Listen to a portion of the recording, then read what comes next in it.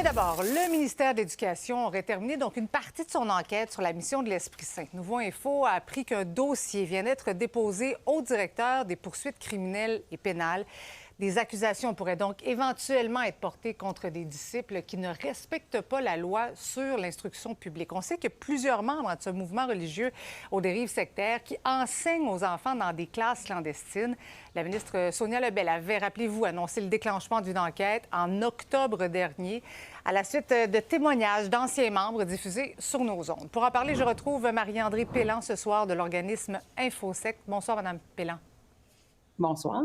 Donc, ça fait, on le sait, plusieurs années que d'anciens disciples dénoncent l'éducation dans ce mouvement-là. Pourquoi c'est si long et ça semble si difficile d'agir?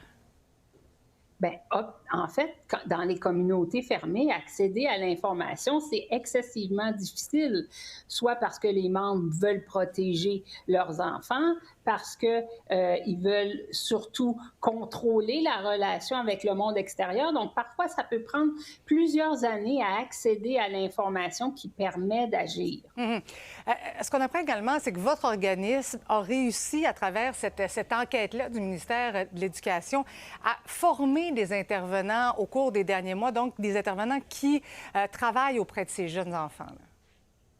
Bien, en fait, chaque année, Infosec forme des intervenants. C'est excessivement important parce que ça leur permet de comprendre la dynamique du groupe qu'ils vont intégrer. Ça leur permet d'adapter leurs questions puis de comprendre parfois la réaction des enfants et de leurs parents à l'enquête, au monde extérieur, puis à la socialisation qui se produit à l'intérieur.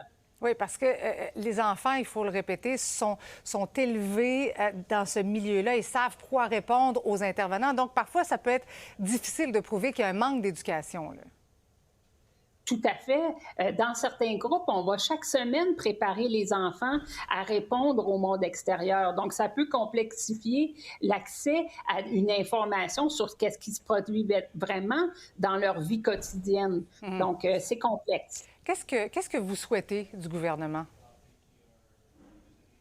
Bien, en fait, on peut penser que le gouvernement, cette année, a été relativement actif pour faire enquête, mais il faudrait aussi qu'il y ait un vraiment désir de former encore plus d'intervenants pour être en mesure de bien intervenir auprès des enfants de la deuxième génération qui grandissent dans cette communauté-là, pour leur permettre que s'ils veulent sortir un jour, ils vont pouvoir le faire parce qu'ils vont avoir reçu au moins une éducation qui leur prépare au monde extérieur. Et vous aimeriez également avoir une subvention, un budget pour offrir à ces jeunes-là la possibilité d'aller dans une maison d'hébergement?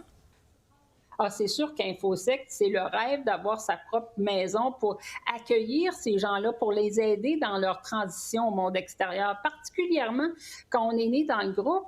Le monde extérieur a été dépeint comme menaçant, comme épeurant. Donc, il faut parfois prendre beaucoup de temps pour se réintégrer, pour faire le ménage de ses croyances, puis apprendre à apprécier la vie à l'extérieur du groupe. Oui, pas évident tout ça. Madame Pélan, merci beaucoup d'avoir été avec nous ce soir. Ça me fait plaisir. Au revoir. Salut Alain. Bonjour Marie-Christine. Encore une fois, tout ça, ça démontre que la loi sur l'instruction publique au Québec manque probablement de mordant parce que c'est pas facile d'intervenir pour le ministère de l'Éducation. Oui, clairement, il manque de mordant, puis il manque peut-être des ressources et puis surtout, je dirais, du courage politique. Parce que, bon, il y a la loi, mais il y a des gestionnaires dans les centres de services scolaires, il y a des gestionnaires dans les écoles, des directeurs d'école qui ont une responsabilité d'appliquer la loi. Donc, quand on voit des cas comme ceux-ci, avec les conseillers pédagogiques qui sont totalement conscients de ce qui se passe. Il manque de personnel aussi, Alain, parce que ceux qui font l'école à la maison, en tout cas qui sont inscrits comme école à la maison, ça prend des enquêteurs, des personnes physiques pour aller voir comment ça se passe. Oui, mais Marie-Christine, tu as fait des documentaires, ça a été mis en évidence depuis si longtemps, c'était public, ça prenait simplement de la volonté politique pour déclencher le processus minimalement. Puis on parle d'enfants, on parle de la sécurité de nos enfants, de la formation, de l'éducation. Ça devrait être une priorité essentielle. C'est pas évident, Alain. J'ai des enfants qui sont présentement dans la mission de l'Esprit Saint qui m'écrivent, ils ont 13, 14, 17 ans, et qui se demandent comment faire pour aller à l'école publique parce que leurs parents leur refusent. C'est pas évident, là? Non, c'est pas évident. Puis honnêtement, quand on entend ça, ça nous lève le poil là, de savoir qu'il y a des enfants comme ça. Et ça devrait être notre responsabilité comme société de les protéger. On parle de la DPJ, on parle de notre système d'éducation, on parle de professionnels qui les accompagnent.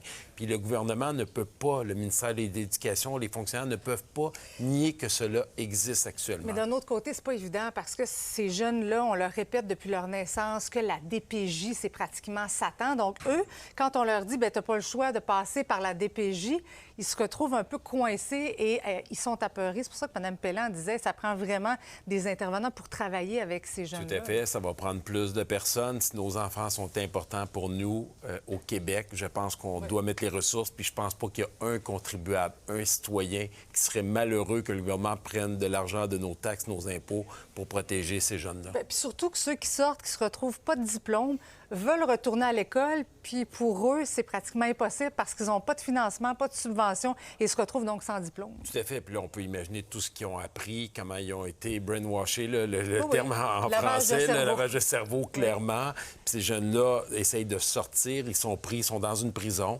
Puis je pense, bien, c'était le thème, c'était le titre du documentaire, La prison de la mission de l'Esprit Saint.